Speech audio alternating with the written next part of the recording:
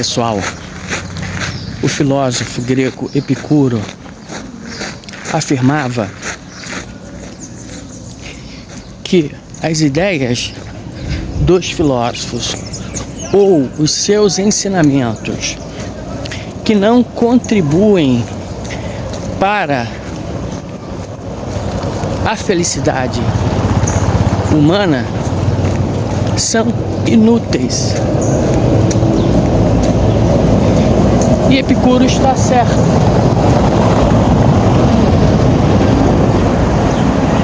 Porque qual é a vantagem de você se debruçar por horas, dias, meses e anos no estudo de um sistema filosófico que depois você vai perceber que aquele esquema, que aquele sistema, que aquelas ideias não contribuíram para a sua felicidade, para o seu bem-estar. Para Epicuro, um sistema filosófico ou ideias dos filósofos que não contribuem para a felicidade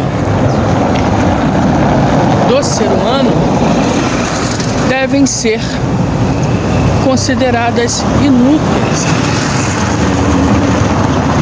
E não são poucos os sistemas filosóficos, as ideias filosóficas que não contribuem para a felicidade, para o bem-estar do ser humano. Ao contrário, há casos de ideias e sistemas filosóficos que desgraçam a vida de uma pessoa e impulsionam o espírito das guerras, dos preconceitos e de coisas vis. Por isso é importante saber escolher o repertório de leituras filosóficas. Muito do que os filósofos, inclusive filósofos famosos, escreveram, defenderam, não contribuem em nada para o bem-estar intelectual, físico e social do indivíduo. Há casos em que alguns filósofos são repercutidos por trabalhos que escreveram lá no passado, não em decorrência do que eles estão escrevendo agora no presente, porque o que eles estão escrevendo no presente é algo que invalidaria o útil nos seus trabalhos anteriores. Mas como ele está vivendo do passado, embora o que ele escreva hoje seja totalmente inútil para a vida concreta do indivíduo, o que ele está escrevendo hoje ainda tem repercussão em razão do bom trabalho que ele fez no passado. Há casos em que você analisa a obra do filósofo, as ideias, os enunciados que eles colocam, e você percebe que não há sentido algum naquilo que o cara está colocando.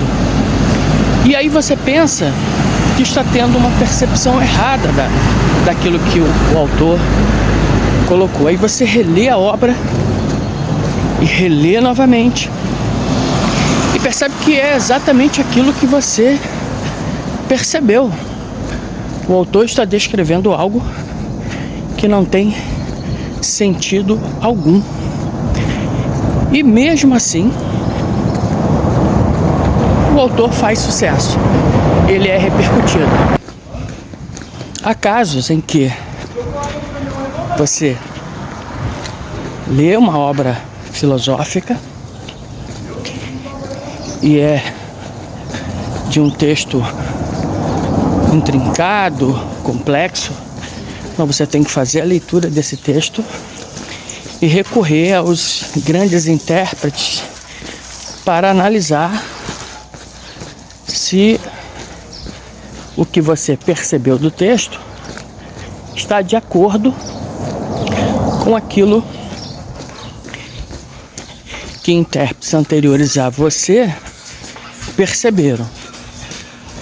Então você não pode depender apenas da sua interpretação, visto se tratar de um texto complexo. Então você precisa recorrer aos grandes intérpretes daquele sistema, daquele autor, para comparar se o que você percebeu, se a sua interpretação do texto está de acordo com a interpretação dos grandes intérpretes daquela obra. Pode acontecer da sua interpretação diferir da interpretação desses grandes intérpretes.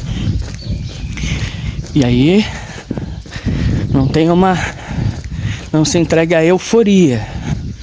Procure outros intérpretes da obra para saber se de fato a sua interpretação tem vigor, é robusta. E pode ser que a sua interpretação do intérprete tenha robustez, esteja correta, mas não tenha uma euforia imediata. Procure comparar a sua interpretação com a interpretação de outros filósofos, de outros intérpretes desse texto que você está lendo e que você está tendo uma interpretação diferente. Isso pode acontecer, tá bom? O que é importante é que você saiba que textos precisam passar por uma análise crítica profunda. E como o conhecimento é cumulativo,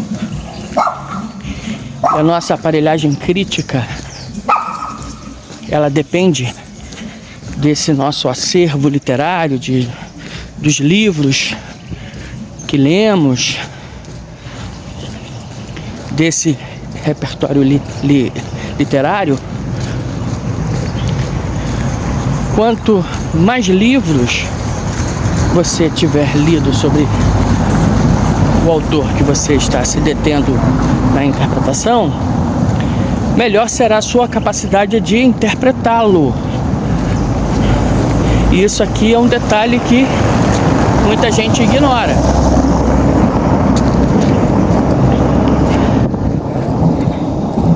Os grandes filósofos da antiguidade, você vai encontrar sobre eles, sobre o que eles escreveram, sobre os sistemas filosóficos que eles defenderam, milhares de livros. Claro, você não vai ler milhares de livros sobre esses filósofos, mas você vai procurar os melhores intérpretes, os melhores livros que trataram o sistema filosófico do filósofo que você está lendo, você está se detendo na leitura. Nunca vá sozinho, nunca tente interpretar um sistema filosófico robusto sozinho. É preciso ler outras obras, outros intérpretes, tanto do passado quanto da contemporaneidade. Só assim você vai conseguir perceber se o que o filósofo está propondo está restrito apenas ao mundo abstrato ou atravessa a realidade concreta dos indivíduos. Se o que o filósofo está falando está restrito apenas ao mundo abstrato, possivelmente não vai produzir, não vai contribuir para o bem-estar do indivíduo. É preciso fazer uma leitura profunda de vários níveis e, repito, para isso você tem que ter um repertório literário. Você não pode ir sozinho. Isso tem acontecido, por exemplo, com as obras de Epicuro e dos epicuristas.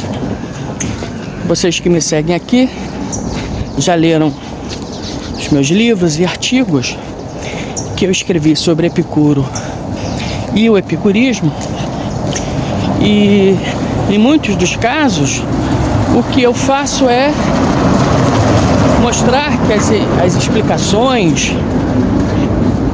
dadas por muitos autores sobre ideias de Epicuro e do epicurismo estão equivocadas. Em alguns casos, esse equívoco se deu porque o autor não leu o próprio Epicuro, não leu bem as obras epicuristas. Isso acontece muito. Então, os meus artigos e meus livros, nos meus livros, eu tenho procurado mostrar esses equívocos. Isso acontece. Eu lembro de um aluno que leu uma obra de um filósofo famoso e, ao me encontrar, ele disse: professor, eu li a obra do filósofo tal e esse filósofo defendeu essa ideia, eu achei interessante. E eu de súbito, de imediato, disse a ele: olha, você entendeu errado. Ao contrário, o filósofo, ele explica nesse livro que você disse que leu, esse trecho que você disse que entendeu, mas o próprio filósofo, o próprio autor, dá uma interpretação diferente dessa que você está apresentando. Ele retrucou, ficou indignado, achou que eu que estava errado, que não li o filósofo. Então eu fui para casa, abri o livro, peguei o trecho onde o próprio autor explica o que ele queria dizer com um determinado enunciado e fiz o print e mandei para ele. Ele leu, me pediu desculpa e disse: realmente o senhor estava certo. Então acontece isso. Às vezes o leitor vai tentar ler determinados filósofos que possuem uma escrita rebuscada, que usam conceitos intrincados. Então, numa primeira leitura, numa leitura superficial, um leitor sem repertório literário não vai entender. Pelo contrário, pode chegar até uma interpretação equivocada daquela que o autor defende na sua obra. Então, para resumir aqui, existem de fato sistemas filosóficos, ideias filosóficas que são completamente inúteis. Não contribuem em coisa alguma, em nada, para a vida concreta do indivíduo. E segundo Epicuro, obras assim, sistemas, ideias filosóficas assim, são inúteis. Elas transitam, elas estão apenas no campo do abstrato, não rompem essa bolha e não atinge a realidade do indivíduo concreto. Não se deve, na perspectiva epicurista, perder tempo com sistemas e ideias filosóficas que não vão contribuir para o bem-estar da vida do indivíduo. Mas não faça esse julgamento de forma gratuita. Você só vai poder avaliar o útil e o inútil numa obra filosófica se você tiver repertório de leitura. Se você for um leitor, quanto mais. Se não estiver atravessado desse hábito de ler. Quanto mais leitura você tiver, quanto maior for o seu repertório literário, maior será a sua competência para avaliar o que é útil e o que é inútil na obra de um filósofo. Tá bom? É isso. Se você gostou deste vídeo, curta, compartilhe com um de seus amigos. Se você não está inscrito no canal, faça a sua inscrição. Esse vídeo vai subir e ele vai ficar numa série lá no canal. Uma série onde eu coloco os vídeos que eu faço andando. Tá bom? Um grande abraço.